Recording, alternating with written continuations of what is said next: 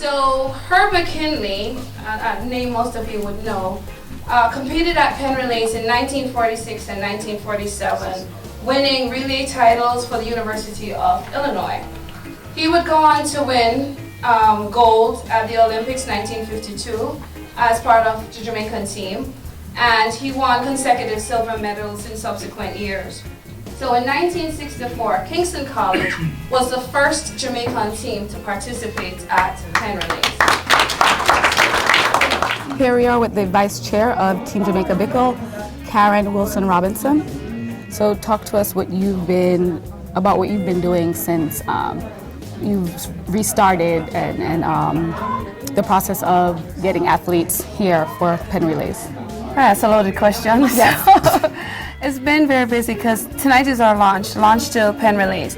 Penn Relays occurs in Philadelphia in the last week of April, and right now we're getting ready to welcome the athletes. We've already secured accommodations for them. We're currently securing funding for meals, transportation, which is what tonight was all about. It was an effort for us to raise funds to help us with these, because as you may have heard, we do all their meals while they're here, and because of the need to be acclimatized to the weather here, they're coming from the tropical climate. A lot of teams come in pretty early. The relays start Thursday through Saturday, but it's oftentimes coming from Sunday and Monday and Tuesday just to get themselves ready for the meets. So we have to provide all those meals. We do their transportation back and forth to hotel and back and forth to the field every day. And we have a medical staff available should anyone need medical services. And this year, because we're returning from the pandemic, we have a heightened awareness of things could happen. We don't know, we can't control it. So we are making plans for any eventualities. Should a team get ill, should a member of a team get ill, what do we have to do? We have to secure additional accommodation so they can quarantine safely, but that inherently comes with additional airfare because now they have to extend their stay. And we also have partnered with the University of Pennsylvania to accommodate the testing that the students will need, the student coaches and chaperones will need in order to return home. So it's a lot. And on top of that, we're doing another fundraiser, our large fundraising luncheon on April 24th, the Sunday before we head on to Pennsylvania. And that, it's a gala. It's a gala luncheon. So there's a lot of work and a lot of preparation going on to ensure that we have a successful event. So effectively, Team Jamaica Bickle is with the students from they arrive or the moment of them arriving until they depart and return home. Absolutely. We welcome them at the hotel. Any needs they have, we try to accommodate it, and we facilitate the transportation, as I stated, all their meals, any health issues until they leave. Most teams leave between Sunday and Monday, but we're there to make sure that they head off safely so they can go back home to their families. And outside of the transportation and the food that you provide, are the athletes aware that you are kind of a point person for them if needed? Or? Oh, absolutely. That's made clear before they even get here. In fact, the high school boys and girls championship is this coming week, and a team will be in Jamaica to meet with the coaches and the athletes to give the lay of the land, to let them know what plans we're making, to have them understand what we're doing to accommodate them coming here.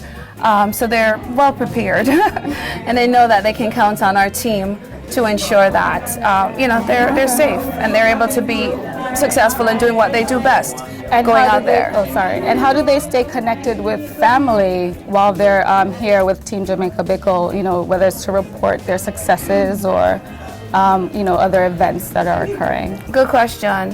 As it is with all teenagers today, they're constantly on their phones, so they have Wi-Fi access, so they can do WhatsApp calling. They're in constant communication with their families, because that's what teenagers do. Right. We don't necessarily facilitate phone calls unless there's an emergency of some sort, which we're keeping our fingers crossed that we don't have that. But there are ways and means. The coaches are tasked with ensuring that they tell the parents that they've arrived safely, communicate any great successes they've had on the field, and of course just keeping the parents up to date. So I know during the presentation you mentioned that two amongst a few of your primary health and safety measures are not only COVID, but your defibrillator program. And so can you talk about reinitiating that, and then if there's any way for anyone, whether it's the medical community or individuals or maybe nurses, that they can contribute to that initiative that you're restarting? Absolutely. So as you heard, an athlete collapsed and passed away competing in Tobago, and that sparked the initiative. And we presented our first defibrillator to the school that student attended, which was St. Jago High School. And since then, we have presented over 90 defibrillators, including to the National Stadium. So each year in October, we would go down and we would do a training of the schools that have been identified to receive a defibrillator. We train the staff on how it is used, and we send them off and hope they never use it, but that they have it just in case. As you heard, in the last 2 weeks, 2 students were lost from collapsing on the field. But the key things about the defibrillators is not just the schools. Oftentimes, these machines are the only access to medical care in a community, because what we have done is we've identified schools that don't necessarily have assistance and might not necessarily have these accesses. So sometimes these defibrillators are the only medical machine for miles. Wow. So it not only helps the students and the school, it also helps the community.